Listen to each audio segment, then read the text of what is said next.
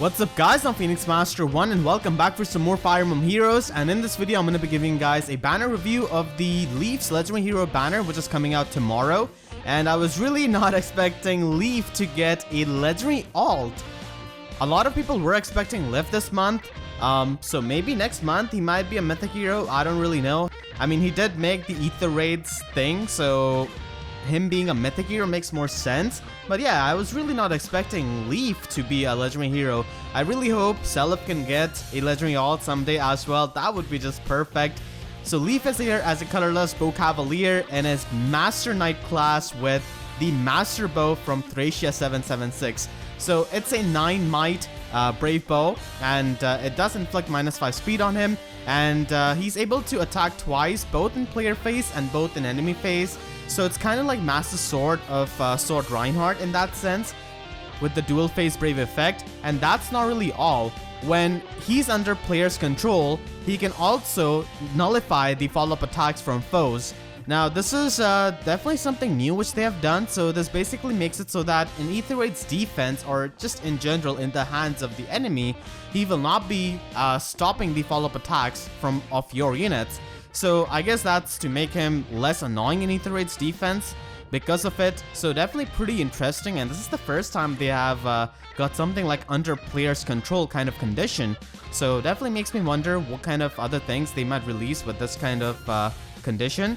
So that's pretty good for him actually, because he's really slow. Like most of the time, a lot of the even like super slow armor units can win the speed check, and if they are carrying something like Vengeful Fighter or Quicker Post, then they're still going to be doubling Leif. So his low speed can definitely be a bit detrimental in that regard. But if the enemy unit does not have something like Vengeful Fighter or Quicker Post, and they are not outspeeding Leif by 5 speed points, then yeah, he's just going to be denying the follow-up attack of the enemy. So that is pretty good, because Leif can definitely take few hits because of his defenses. And this Master Bow is definitely pretty interesting, because it means that he can also function as an enemy phase unit with something like Close Counter Vantage, similar to how Reinhardt and Keaton can function with DC Vantage. His special is Neurian Zeal, so it's basically like a 3-turn Gale Force, but there is one caveat. So if he triggers this special, then he will be restricting his movement and the pair of allies' movement to one space. So he cannot really hit and run like a regular Gale Force unit, and thank God for that, because that's their way of balancing this 3-turn Gale Force on a ranged unit that is a cavalry unit. Basically this means that you can use stuff like Pivot, I guess, to retreat. You could also use stuff like Escape Route, Ground Orders, and also Wings of Mercy to escape. So all of those things are going to be huge tools for Leif's escape. And you can also use something like Harsh Command Plus or Restore Plus to get rid of the movement restriction. So he could run something like Fury 4 actually, and run Escape Route and take a lot of damage and just retreat with Escape Route every time. So that makes him like pretty good Gale Force unit in something like Ether Raid's offense, especially. Like he's range unit and he has got a legendary Brave Bow, so that's really powerful. Like if played right, if you play the Fury 4 game and also if you use the traps to your advantage, then you could easily use Escape Route and use Hit and Run from him. So that just gives another tool to the Gale Force teams, because now they've got a ranged Gale Force unit. His slotted skill is Attack Res Push 4. So Push 4 skills are definitely much more powerful than the regular push skills, as we saw with Brave Camilla. So this gives +7 attack and +7 resistance as long as Leif is above 25% health. Resistance is alright, but the main thing is that he's going to be doing damage to himself, and once again that is going to be really useful in setting up Escape Route and setting up Brace and Seal. So that definitely has its usage there. He has got S-Drink as his exclusive slot B skill. Normal Leif also has this. So this also synergizes pretty well with the 3-turn Gale Force, because it brings it down to 2 cooldown and he just needs to attack once and then just trigger Gale Force. And it's also useful for Tempest Trial, but as I said, like you could run something like Escape Route that's much better for him, and even Wings of Mercy. So he definitely has some options available for slot B over this skill. His slot skill is Defense Smoke, which is pretty good because he's able to get that debuff, and because of his Gale Force, like this is really good because it just gives him like extra 14 damage basically. So yeah, Leif is looking like a pretty solid unit actually. He's not really too broken because he's balanced by the conditions on his weapon and his special. For his weapon, he can only stop the follow-up attacks if he's controlled by the player, so the enemy cannot really do that, so he's not going to be as annoying in Ether Raids. Legendary Alm still takes the cake for being the strongest archer for like Ether Raids defense, and like in general like the strongest archer in the game. And Leif's special also has a restriction where pretty much he becomes an armor unit after he triggers his special. So yeah, that's that. You definitely have to work around that. It's not really too hard to do that. Definitely makes him pretty unique in that regard and kind of fun actually. So yeah, that's Leif. He doesn't really have too much for fodder other than attack rest push 4. And mainly this is going to be used by healers for the most part as their slotted skill because it gives them +7 attack. And a lot of the healers who are not really all that fast have no business running attack speed push 4 from Brave Camilla, so they could just run attack rest push 4. So that's Leif for you, a bow cavalier.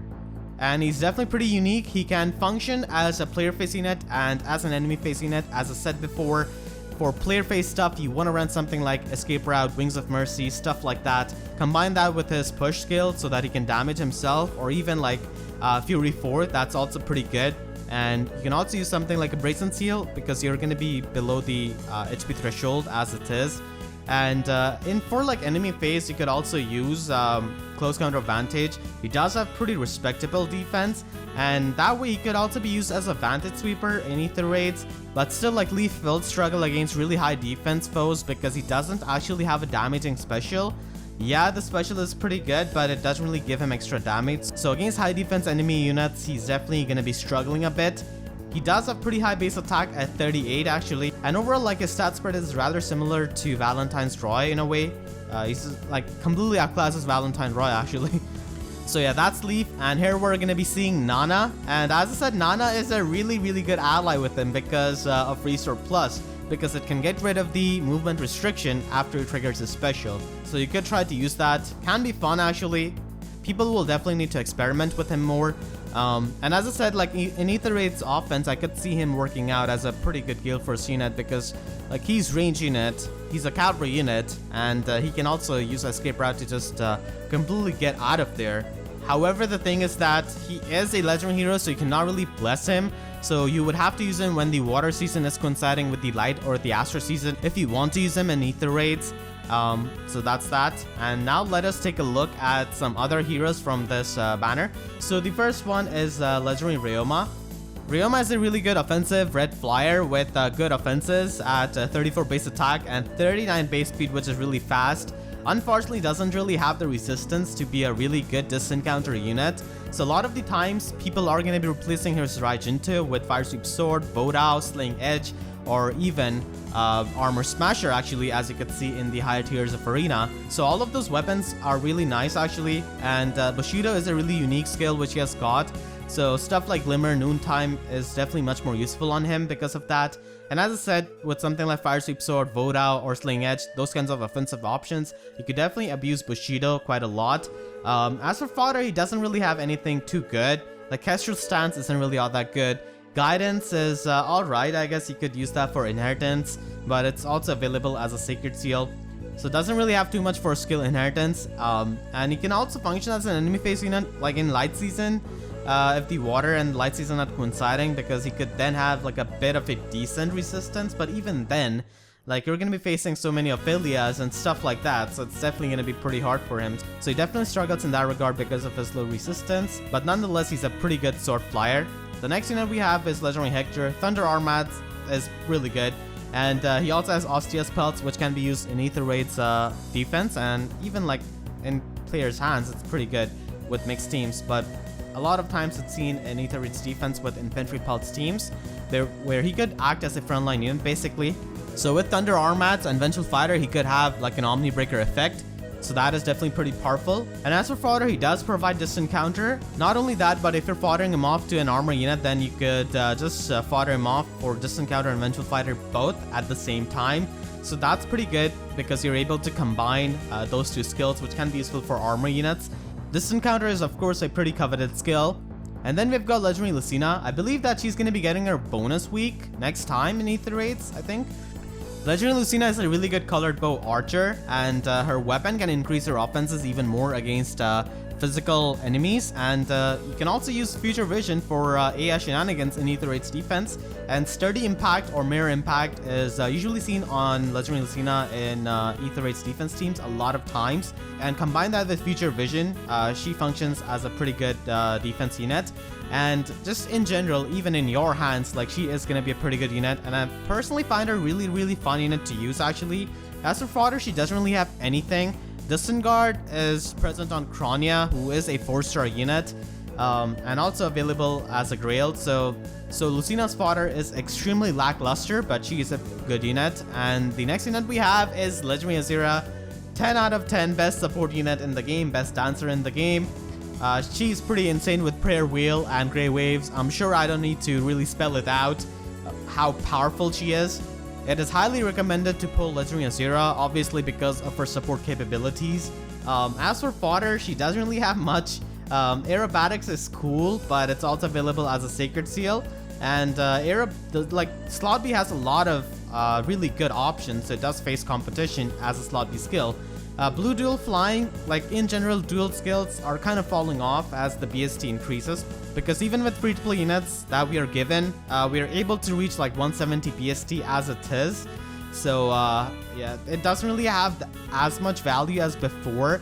For example, we got Sigrid from Tempest Trial, and she doesn't really need a dual skill to get her max score. So that's why her fodder rating has got low, and so is the case for most of the dual skill units, honestly, because the BST has increased.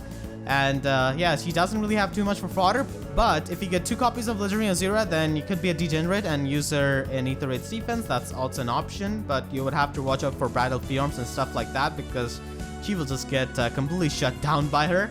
So definitely recommended to pull for her. And the next unit we have is Valentine Ike. He's rather fast for an armor unit, and that's to make use of Special Fighter in both phases to trigger Radiant Ether, which is a 4-turn cooldown special, so that's definitely a pretty big strength which Valentine Ike has got. His lackluster resistance can be a problem, but Barrier Sword is something you could definitely run on him. And as for fodder, he has got Distant Counter and Special Fighter, so that's definitely pretty nice. And if you're foddering him off to an armor unit, then you could fodder off Distant Counter and also Special Fighter. And Special Fighter on a lot of the armor units in Ether Raid's offense can be really good if you combine it with a sling weapon, Soul, or with something like Noontime or stuff like that. Special Fighter is a really good skill because it's able to give you the breath effect in both phases, and you can also get the guard effect and prevent the enemy from charging their special. And then we have got the last unit for the red pool, Spring Palla. She's definitely pretty good as an arena assault unit because she is a red dagger unit, and with her weapon, which is effective on armored units, she's able to check a lot of the green armor units, which are going to be pretty common in arena assault. Stuff like Surtur, and because she will have the weapon strangle advantage against green armor units, she's able to trigger the other condition of her weapon, which is to disable the follow-up skills on the enemies and also for neutralizing status effects on her. So that's pretty useful, and she does hit really hard with her 37 base attack, but she does have pretty low defense. So if you're not able to finish off a high defense armor unit in one hit, then she might get one shot because of her low defense, so that's the thing. And as for fodder, she does have Disarm Trap 3. And as I've said many times before, this is not really all that necessary skill for Ether Raids. I mean, sure, at times this could definitely make things easy for you for testing traps and stuff. But even then, like, many times you can still like manually test those traps. And with many strategies, with stuff like Escape Route, Wings of Mercy, Vantage usage, you don't really want to like disarm the lightning trap. So that's the thing, it's not really a super necessary skill actually.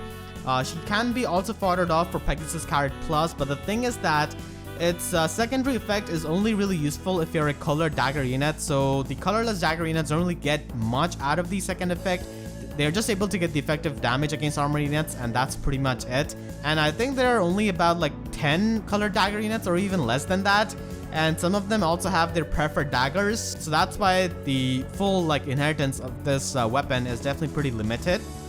And then we've got Spring Marisa. Even though she's pretty cute, she's going to be ruining a lot of people's stays and summons because she just faces incredible competition being a Lance Flyer and completely being outclassed by Shigure, who is available as a 3-star, 4-star unit, is easily mergeable, and does have really like similar stat line. So like Marisa is just gonna be outclassed by him, and she doesn't really have much for fodder. Like Flashing Carrot Plus is not the greatest weapon. Speed Defense Link is present on Cynthia, who's a 4-star unit. Flyer Guidance is a premium skill, I guess you could say, because only Sky Warrior Hinoka has that. But even then, like, I think like Air Orders is a better skill. And Flyers already have many movement skills available to them, and even as Sacred Seals. So yeah, Spring Marisa is definitely going to be a dud for the blue pool. Faces incredible competition, being in that oversaturated class type. Then we have got Ranulf. Speaking of competition, he also faces quite a bit of competition as a support unit from Kaden. Now you could definitely argue the fact that Kaden can be countered by Panic, and that is definitely true. It can happen in Ether raids with Panic staff, with Panic manners, stuff like that. But the thing is that there are many good support units who can also do the support job, which Ranulf does with his covert Cat Fang. And he's only able to give like +3 attack and defense to himself and the ally within 2 spaces. He does have pretty similar stat spread offensively to Kaden, but he just has more defense. For fodder, he just has Ward Beast and a dual rally skill. That's pretty much it. Chill attack, not really so much. I guess if you're using someone like Mufasa and you're pairing him up with someone like Raisin or Leon, then you could use Ward Beast in that regard. So that could be done, but that's pretty much it. He doesn't have too much for fodder. Then we've got Picnic Felicia. She's kind of unique, even though we have got a lot of axe armored units. Mainly because of the fact that she's got good mixed bulk, high speed, and that allows her to use special fighter in both phases. And she can be actually pretty beefy because of her weapon, and that weapon also gives her effective damage against beasts, so that can definitely give her a bit of a niche in that regard. But she doesn't really have very high attack, does have the armor mobility, and overall just faces a lot of competition being an axe armor unit. But she's a bit unique even then because of her stat spread and because of her weapon. As for fodder, you could fodder her off for special fighter, and that's pretty much it. I mean, Valentine Ike is better if you are specifically aiming to get like special fighter, because you can also provide distant counter. So that's that. And Fallen Tiki also has special fighter on this banner. Legendary Olm is one of the best, if not the best archer in the game. His weapon and his special are ridiculous because he's able to cut through high defense units like a knife cuts through butter. Honestly, like, he's insane and a really big threat anywhere, like in arena, in Ether Raid's offense, anywhere. Like, he's gonna be very powerful. Obviously cannot really take too many hits because of his low defenses, but like offensively, he is a god basically. So Legendary Olm is definitely a really good unit that you should try to get. I personally enjoy using him a lot in my Ether Raid's defense team, as I said before, because of his defense cutting capabilities. That's definitely pretty useful because many people like to use super tank strategies there. As for fodder, you could fodder him off for Darting Blow 4 and also Null Follow Up at the same time. So Null Follow Up, of course, is a really good skill for Arena and Arena Assault. And even though Darting Blow 4 might not be the best tier 4 skill, it's still a high scoring skill for Arena, so that's that. Extremely powerful colorless unit and also has good fodder. And the final unit on the banner is Fallen Tiki. Of course, a really powerful colorless unit and a powerful dragon. She has a pretty balanced stat line overall, and Solitary Dream, of course, is a really good skill because it's able to increase her mobility and give her buffs. Not to mention Raising Breath is a distant counter breath that is effective on dragon units and has adaptive damage. So overall, she's just a very powerful unit. But the thing is that because she's a dragon and because she's an armor, she has got that dual weakness. Now you could of course patch up the armor weakness by running Sylvalan Shield on your slot A, because she does have a distant counter weapon at least, so that's definitely a big boon. But still, you're gonna be susceptible to dragon slaying weapons. Nonetheless, like, she is a very good unit to use in something like Arena Assault.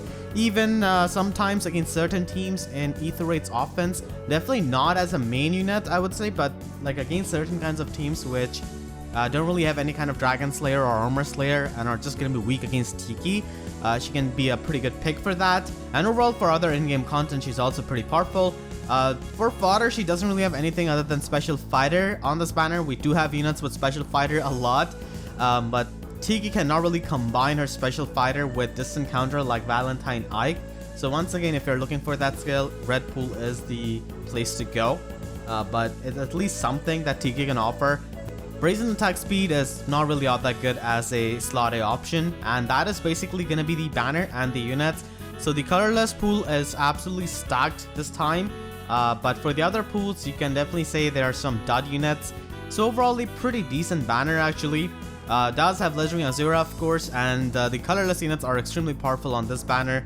However, I need to remind people that FEH Heroes is going to be coming out next month. FEH Heroes is basically based off of the Choose Your Legends poll, which was conducted this year. So the units who were not able to make up to like top 4, but they were high placing, 2 male and 2 female units are going to be chosen for that kind of banner. And one of them is probably going to be given out as a free unit, as we have seen in the past 2 years. So you definitely have to watch out for that.